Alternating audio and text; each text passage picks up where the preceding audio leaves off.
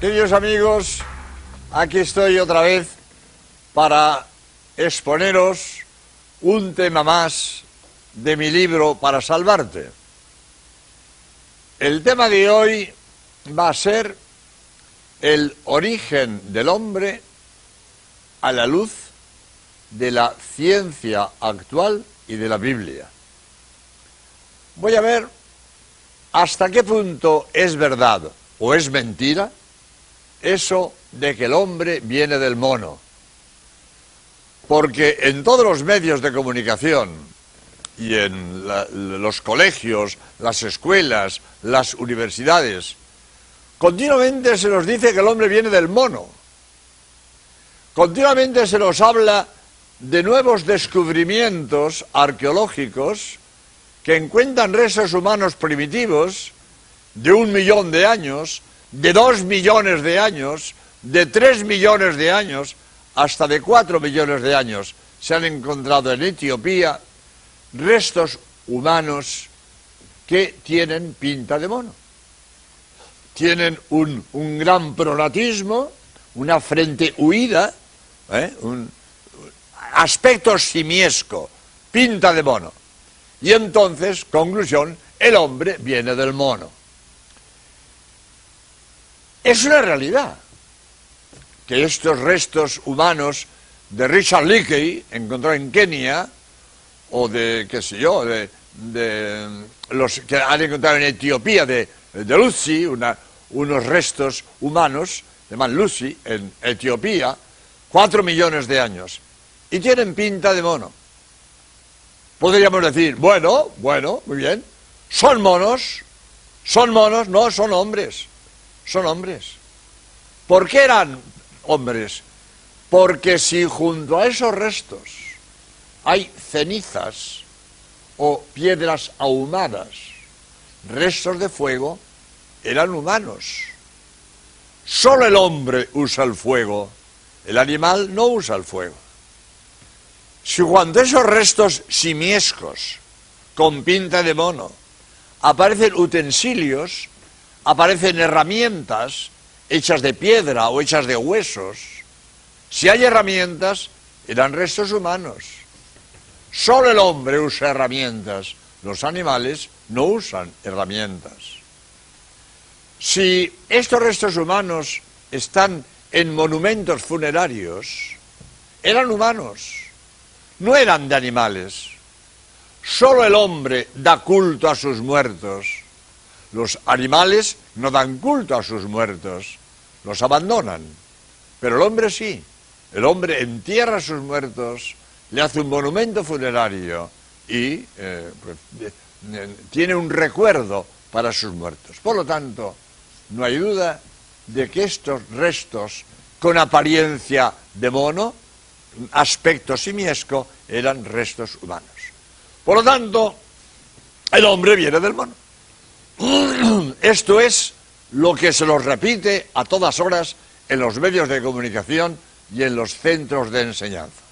¿Esto es así?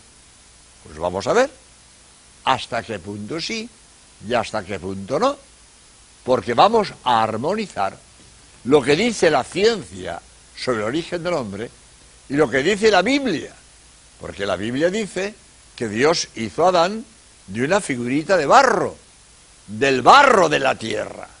Entonces, ¿esto cómo se armoniza? Esas dos. Es lo que vamos a intentar hacer. Y empiezo por decir que la Biblia es un libro religioso, no es un libro científico ni un libro histórico, es un libro religioso. La Biblia me transmite un mensaje religioso, ni pretende hacer historia, ni pretende hacer ciencia. Por lo tanto, en la Biblia hay que saber qué quiere decir con el género literario en el que está escrito, porque hoy conocemos la Biblia mejor que nuestros abuelos. Eso es perfectamente lógico. Hoy sabemos más astronomía que nuestros abuelos. Hoy sabemos más electrónica que nuestros abuelos. Y hoy conocemos la Biblia mejor que nuestros abuelos. Y nuestros abuelos entendían la Biblia al pie de la letra. Hoy en la Biblia sabemos distinguir los géneros literarios.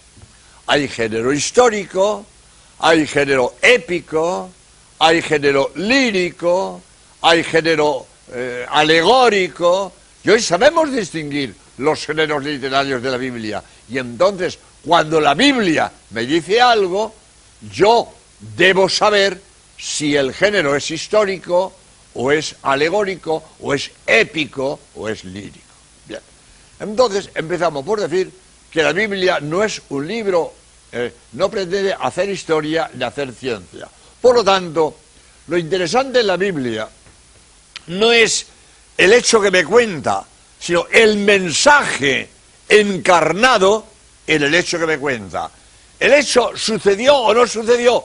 Pues depende, es igual. Quizás sí, pero quizás no.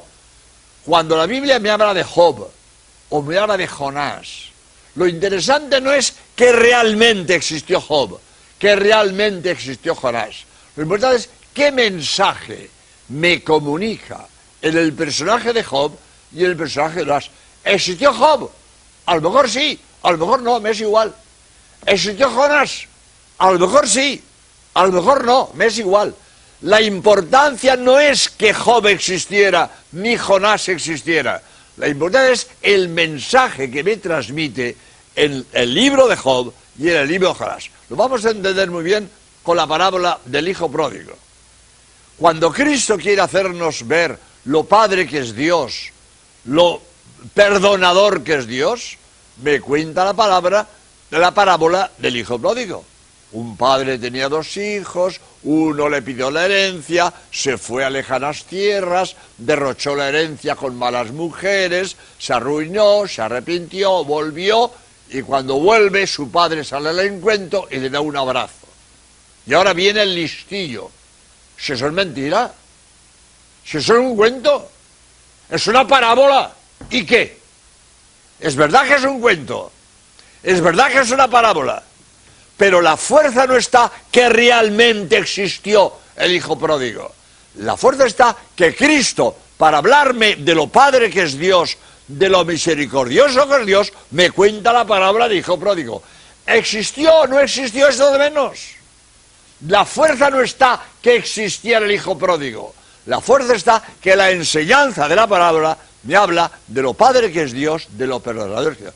Pues esto lo podemos aplicar a muchos libros de la Biblia, de Job, de Jonás, de Tobías, de lo que fuera. Entonces, lo importante no es que existió Job, Jonás o Tobías. La enseñanza que encarna ese relato de Job, de Jonás, de Tobías, etc. Entonces, ¿todo lo que cuenta la Biblia es un cuento? ¿Todo es parábola? ¿Todo es nada histórico? No, no digo eso. Hay que estudiar cada libro. Y estudiando este libro decimos, esto es un género histórico, o esto es un género lírico, o épico. Hay que estudiar. Para eso están los entendidos. Y los entendidos, por el modo de hablar del libro, dicen, esto es histórico, o esto no es histórico. Y esto lo podemos entender perfectamente, porque en español pasa igual. Yo, en mi modo de hablar, la gente que me escucha sabe si lo que yo digo es un cuento o es una historia real. Por ejemplo, si yo digo, érase una vez un padre que tenía 2 hijos, va de cuento. ¿Por qué va de cuento? Porque mi modo de hablar, érase una vez un padre que tenía 2 hijos, es el modo de contar un cuento. Si yo digo, estando yo en Barcelona, conocí un señor que tenía 2 hijos, histórico, histórico. ¿Por qué? Porque mi modo de hablar, estando yo en Barcelona, conocí un señor que tenía 2 hijos, es un modo de contar un hecho real. Si yo digo, érase una vez un padre que tenía 2 hijos, ese modo de hablar es modo de contar un cuento. Pues lo mismo que hoy entendemos perfectamente, según el modo de hablar, si lo que contamos es histórico o no es histórico, lo mismo pasa en la Biblia. Los entendidos saben distinguir si este libro es histórico o este libro no es histórico. Pero, repito, la importancia no está que realmente este personaje existió. La importancia está el mensaje que la Biblia me comunica con ese personaje. porque la Biblia no viene a hacer historia, sino a transmitir un mensaje religioso. Lo mismo podemos decir con la ciencia. La Biblia no es un libro científico. La Biblia no viene a enseñarme ciencia. La Biblia viene a enseñarme un mensaje religioso.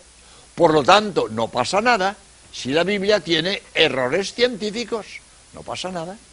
La Biblia dice cosas que no son científicas, no son exactas, pero es igual, porque lo importante no es la exactitud científica de lo que dice, lo importante es el mensaje religioso que transmite en lo que dice. Por ejemplo, la Biblia dice, Josué paró el sol. Josué no paró el sol. ¿Cómo va a parar el sol?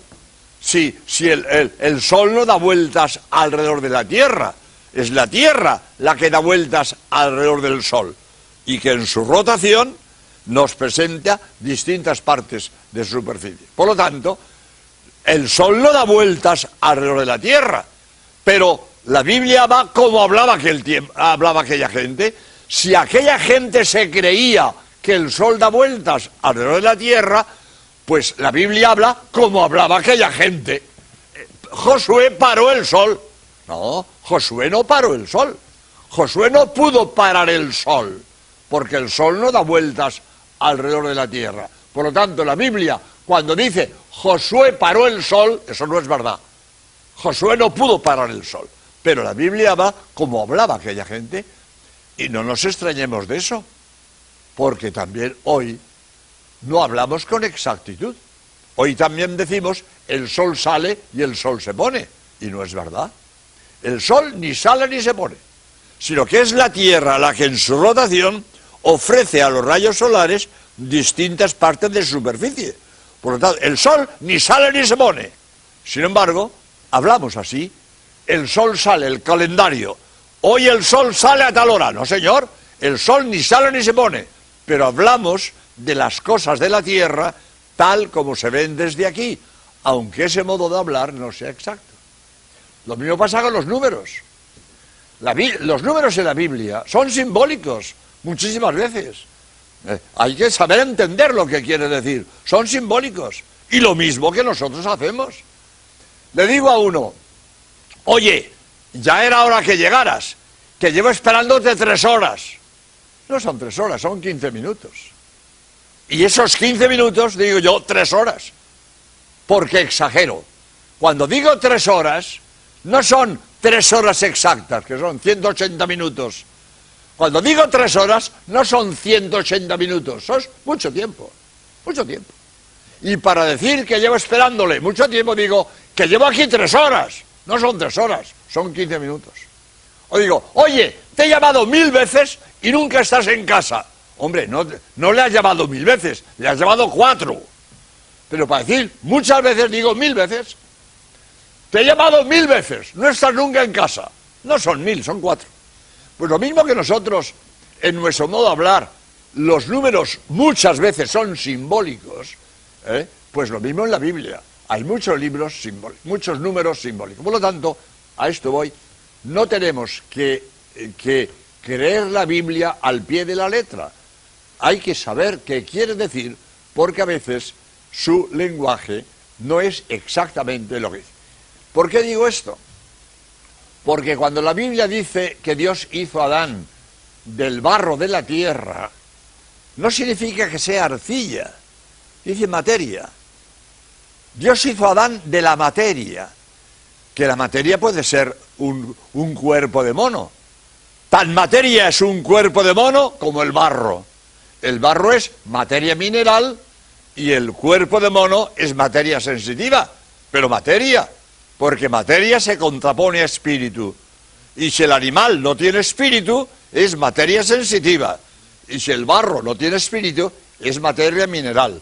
Por lo tanto, si Dios hizo a Adán de la materia, pudo ser un cuerpo de mono. Pudo ser. Después veremos si fue o no fue. Pero pudo ser un cuerpo de mono, porque tan materia es el cuerpo de mono como el barro. Barro, materia mineral, un mono, un cuerpo de mono, materia sensitiva. Y Dios, de la materia, hizo a Adán, infundiéndole un alma espiritual a su imagen y semejanza. Este es el mensaje. Este es el mensaje. El hombre es obra de Dios. El hombre es obra de Dios. Porque Dios le infunde un alma espiritual. Y al infundirle un alma espiritual, le hace a su imagen y semejanza. Porque Dios es espíritu. Dios creador no tiene cuerpo. Y el hombre se parece a Dios en el espíritu. El hombre se parece a Dios porque tiene alma espiritual. Y al tener alma espiritual, es a imagen y semejanza de Dios. Que el cuerpo que tiene, sea de un mono o sea del barro de la tierra, es lo de menos. Lo importante es que el hombre es obra de Dios, porque Dios de la materia le infunde el espíritu y lo hacen a su imagen y semejanza. Esta es la posible explicación de lo que se llama evolucionismo y que está aceptado por la Iglesia. Si nosotros aceptamos que el hombre es obra de Dios, aunque Dios utilizara un cuerpo de mono, Dios utiliza un cuerpo de mono, le infunde un alma y entonces eleva a lo que era un mono, lo eleva a hombre. Porque el mono, si no tiene alma espiritual, sigue mono, sigue mono. Y los monos de hoy vienen de los monos de ayer, plano animal. Pero si Dios coge a un mono, le infunde un alma espiritual, lo eleva al plano humano. Y ahora, eso que era cuerpo de mono, con alma espiritual que lo hace hombre, lo eleva de un plano animal a un plano humano. Y ahora sigue evolucionando en el plano humano, con alma espiritual, con alma inteligente, descubre el fuego, puede cocer los alimentos, ya aquella mandíbula robusta que tenía cuando comía carne cruda, se decrece, utiliza el cerebro con su inteligencia, la capacidad craneal aumenta, el ángulo facial, que era muy agudo, se va haciendo más recto, etcétera, etcétera, etcétera. Es decir, el hombre evoluciona en el plano humano y el animal sigue evolucionando en el plano animal. Los animales de hoy, los monos de hoy, vienen de los monos de ayer. Y el hombre puede ser que tenga un origen común con el mono, pero el salto del plano animal al plano humano se lo dio Dios infundiéndole un alma espiritual. Entonces, el mensaje de la Biblia de que el hombre es obra de Dios, no hay ningún problema para la Iglesia, ningún problema en aceptar que Dios utilizara un cuerpo de un mono para hacer a Adán. Sin embargo, esto es una hipótesis. De ninguna manera es obligatorio creerlo. Y al que esto no le gusta, no tiene ninguna obligación de creerlo. Porque aunque esta hipótesis del evolucionismo está generalizada en los centros de enseñanza y en los medios de comunicación, pero de ninguna manera es clara y definitiva. Es una hipótesis posible, pero no indiscutible. Hay muchos científicos que no son evolucionistas. Y os voy a leer algunos datos que he puesto en mi libro Para Salvarte, que como siempre digo, en mi libro Para Salvarte he puesto todo lo que sé, por eso es así de gordo. Ahora le llamo Enciclopedia Católica, porque hablo de 500 temas. Pues el libro Para Salvarte le dedico unas páginas al evolucionismo, a esto del hombre, del hombre y el mono. Le dedico unas páginas y quiero leer, porque realmente pues es importante que sepamos que el evolucionismo es una cosa discutible, que no es claro y que hay opiniones para todos los gustos y que el que no quiera ser evolucionista no tiene ninguna obligación de serlo. Pues entonces me vais a permitir que lea un poquitín de mi libro, pero que sirve muy bien, porque me acuerdo una vez que me decía una señora en España: padre, ¿cómo vamos a venir del mono con lo feo que son los monos? Mire, señora, no se trata de ser guapo o feo, A usted los monos le parecen feos, pero a las monas no le parecen feos porque se casan con ellos, de manera que... Pero en fin, no se trata de ser guapo o feo, se trata de que si es verdad o no es verdad. Pero en fin, que esto del evolucionismo no es obligatorio y al que le guste más lo del Adán de una figurita de barro está en su derecho a mantener que Dios hizo a Adán de una figurita de barro, porque este rechazo del evolucionismo es común a grandes hombres de ciencia, como voy a leer aquí. Conviene advertir que el hecho de la evolución es una hipótesis, no algo científicamente indiscutible. Cada día son más los adversarios de la evolución. Algunos científicos, como Lee Burnone, Herman Nielsen, Herbert Leeson, opinan que el evolucionismo no es posible, pues la evolución solo se da dentro de una especie, pero no es posible el paso de una especie a otra. La teoría científica de la evolución de las especies está hoy en crisis. Los hallazgos más recientes y serios de la biología demuestran que los cromosomas de todos los hombres son iguales. No hay, por tanto, nada más que una familia humana. Por otra parte, los cromosomas de los primates, más parecidos al hombre, son totalmente distintos, por lo tanto, el hombre no procede de los primates. Son muchos los científicos que rechazan el evolucionismo darwinista. El profesor Wilder Smith, investigador en bioquímica, ha publicado un libro documentado y contundente contra la evolución biológica. Sermonti, profesor de genética de la Universidad de Perugia, y Fondi, profesor de paleontología de la Universidad de Siena, han escrito juntamente un libro en el que niegan todo valor determinante a la selección natural darwinista. Un famoso científico contemporáneo, Fred Hoyle, en su libro El universo inteligente ha escrito: la teoría darwinista es errónea. El periódico italiano Corriere della Sera, del 25 de agosto del año 992, da cuenta de una intervención del especialista británico Richard Milton en el Congreso de la Asociación Británica para el Progreso de la Ciencia, en la que afirmó: el mito del darwinismo ha quedado hecho pedazos. Michael Danton, director del Centro de Investigaciones de Genética Humana en Sydney, Australia, opina que Darwin estaba equivocado. Pierre-Paul Grasset, miembro de la Academia Francesa y considerado como el primer zoólogo del mundo, dice que el darwinismo encierra importantes falacias y advierte que hay que hacer reflexionar a los biólogos sobre la ligereza de las interpretaciones y extrapolaciones que los doctrinarios presentan como verdades demostradas. Recientemente, el biólogo y matemático Jules Salé, en su libro Azar y certeza, demuestra matemáticamente la imposibilidad de una evolución progresiva.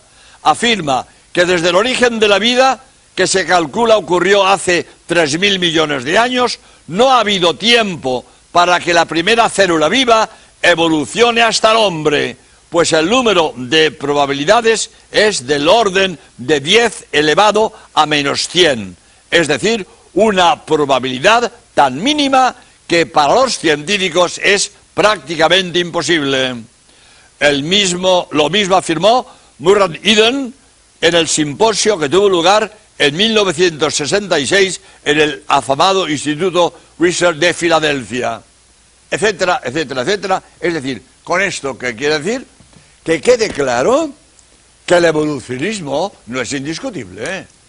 Que hay muchas personas que defienden el evolucionismo, bien, si es en los términos que he dicho, no hay oposición con la doctrina de la Iglesia, pero es de saber que hay muchos científicos de mucha categoría que no son evolucionistas. Por lo tanto, no tenemos por qué aceptar indiscutiblemente esto de que el hombre viene del mono. Bien, lo importante no es que vengamos del mono o de una figurita de barro. Lo importante es que tenemos alma espiritual. Eso es lo importante. Que Dios ha infundido un alma espiritual, que tenemos alma espiritual y por ser espiritual es inmortal, porque la muerte es propia de la materia. Lo que no es materia no muere. Por ejemplo, brevemente, yo para multiplicar me ayudo de una calculadora. La calculadora es material. La calculadora la puedo romper de un martillazo, pero yo no puedo romper la tabla de multiplicar, porque la tabla de multiplicar no es materia. La materia se destruye, la materia muere. Lo que no es materia no muere. La tabla de multiplicar no muere. El alma no es material, el alma es espiritual, el alma es inmortal. Por lo tanto, lo importante, que voy a seguir vivo después de la muerte. Mi cuerpo material se lo van a comer los gusanos, pero mi alma espiritual no se la comen los gusanos, porque no es materia. Mi alma espiritual sigue viva más allá de la muerte. Por lo tanto, preocupémonos de prepararnos para bien morir, porque vamos a vivir eternamente. Dios quiera que con Él felices toda la eternidad. Muchas gracias por vuestra atención y que Dios os bendiga. Dios.